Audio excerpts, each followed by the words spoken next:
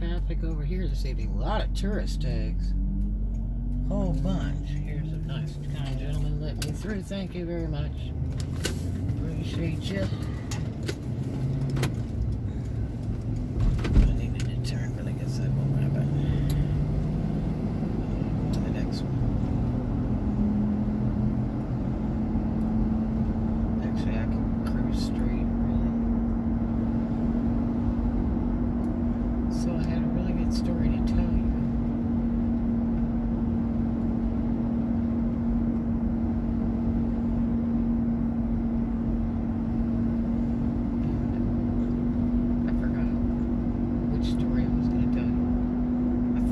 Today.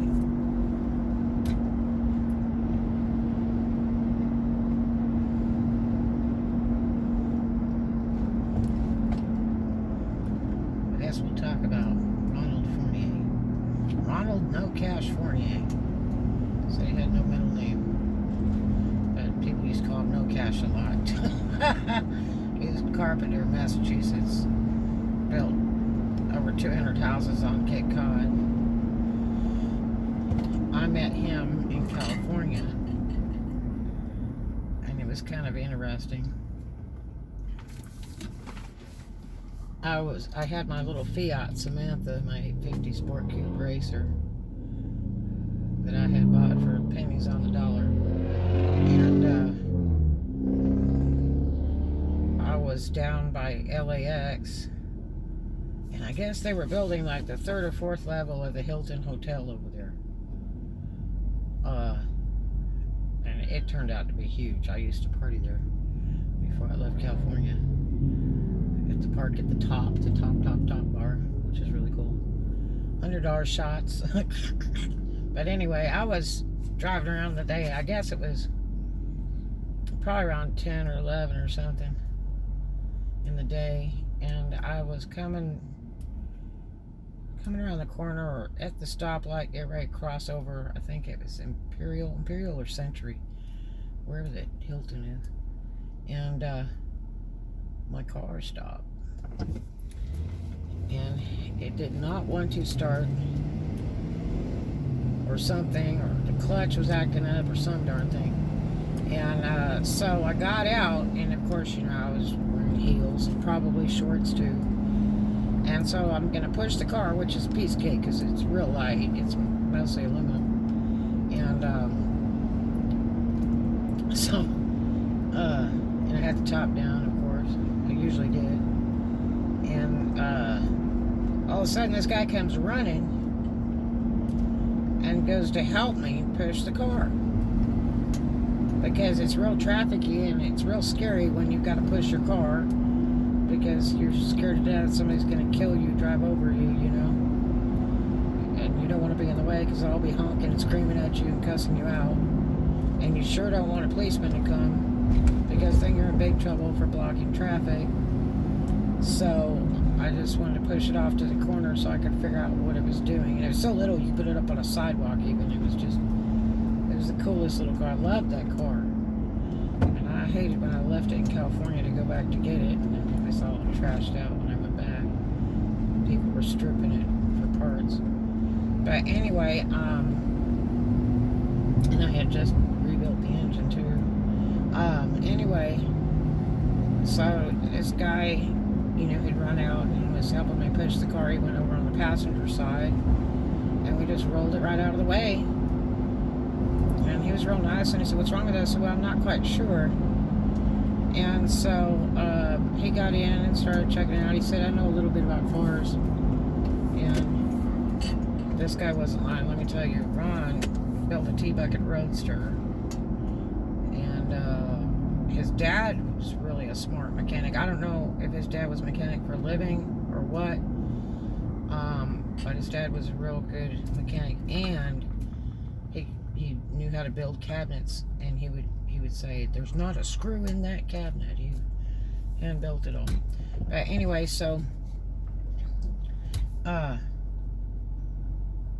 he had back east accent, you know,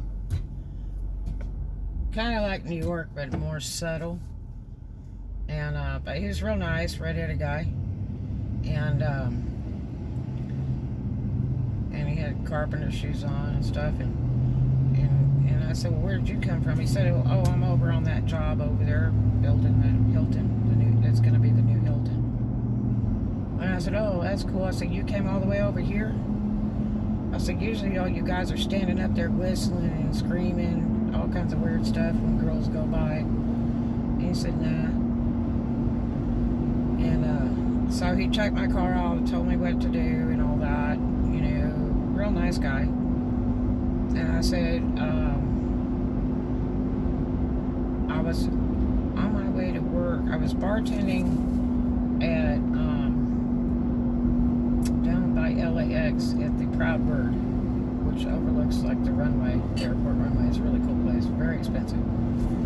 And then I also worked at King Henry's, and so down on Crenshaw and 135th, I think it is 135th, 139th. I think it was 135th. And so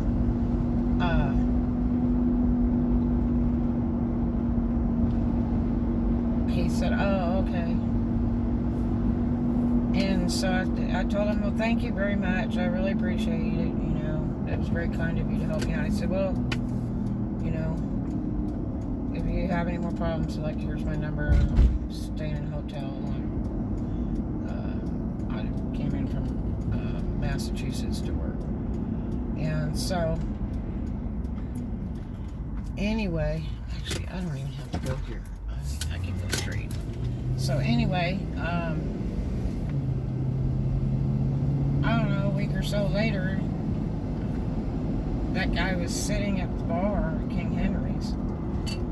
And it was really funny. He's like, hey, how you doing? How's your car? And I said, well, you know, I got some of it sorted out, but I'm not sure.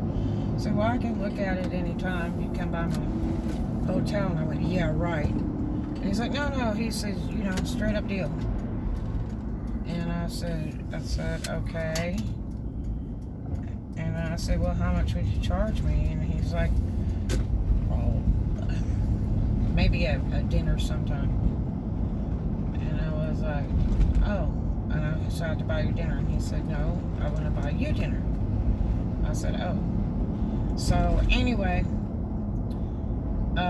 we became really good friends, and you know, he would come by my work, and then he'd say, okay, I'm going by Sir Rogers afterwards, you know, in Torrance. Do you want to go by there? And sometimes I would go down there and say hi to him, and maybe dance a dance with him.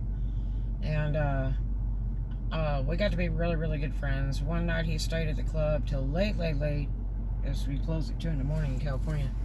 And he said, well, what are you doing after this? And he said, I don't think I better drive. And I said, well, I'll drive you, but don't be all handsy and weird, you know.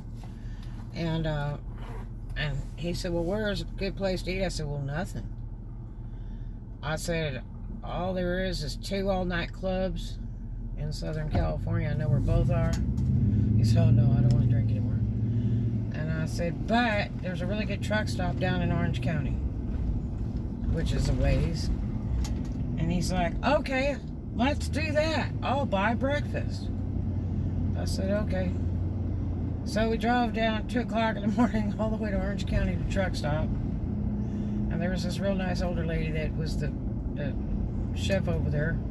She was really neat. She got a kick when I showed up, because I would drive all the way down to Orange, down there to the truck stop, because I had really good biscuits and gravy.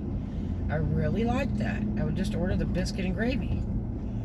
And so we ordered food, and we sat there and talked, and he was real nice. Told me he, you know, had come from Massachusetts, and I said, why? And he said, well, my ex-wife is married to the foreman, and, you know, she'd call me because there was no work back home, and it's wintertime, and he said, you know, their pay's real good, so if I wanted to come on out, you know, there was work for me. Now, he worked for himself. He had his own business in Massachusetts, but, you know, the winters are bad. And so, anyway, her husband did hire him, but they did not get along at all. I don't think they ever did. He put old Gil's head in the toilet one time at a club. They got in a little bit of a beef, and he came in the bathroom, and Gil was mouthing off to Ron, and Ron turned around and punched him and put his head in blue, and then walked out. It was really bad. Yeah, pretty funny. So,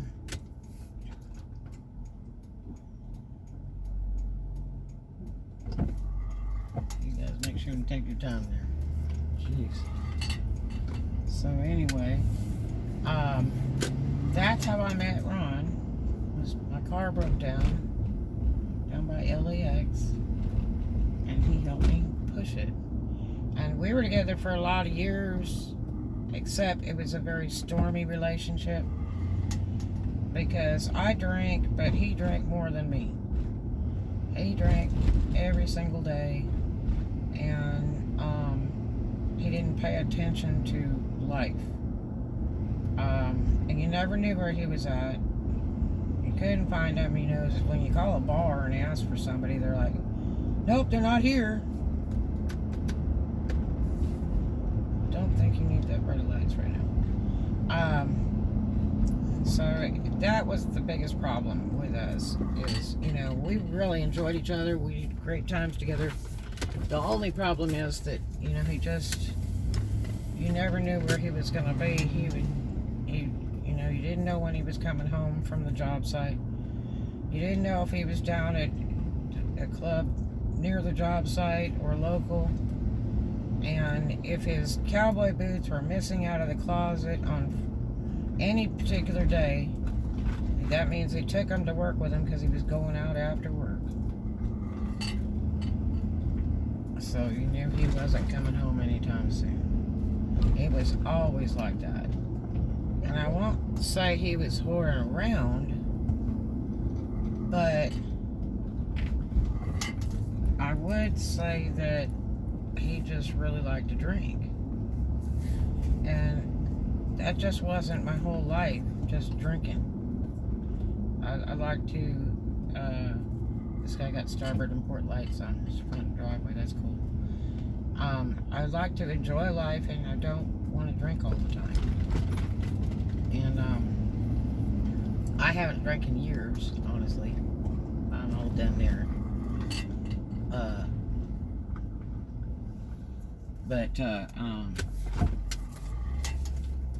And it's, I guess just mostly because I have kids to raise, so I didn't find it appropriate to be drinking around my children. And it's a good way to get busted if somebody wants to call on you and say, oh, they drink.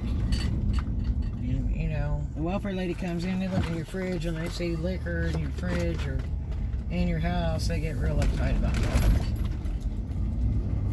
So, but anyway, yeah, that was kind of the biggest problem. And then when he left to go back to Massachusetts to take the boys with him because he thought California was bad news to raise kids in, then we had a deal. We would get married in 1999. Like we'd ever see that year, you know. It was like the song 1999.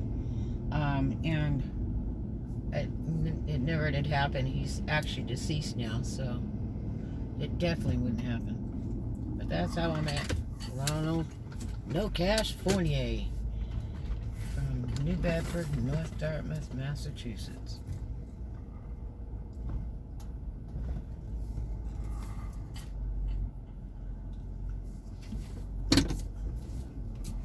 And he passed away just a few years ago. Actually, I just missed him.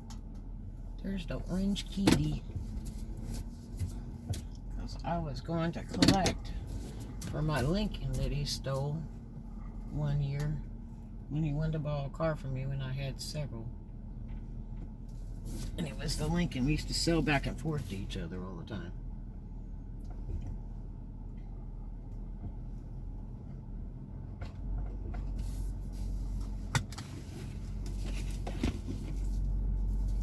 And then he was drunk and sold it to a car lot to get something else he wanted instead. That was really bad.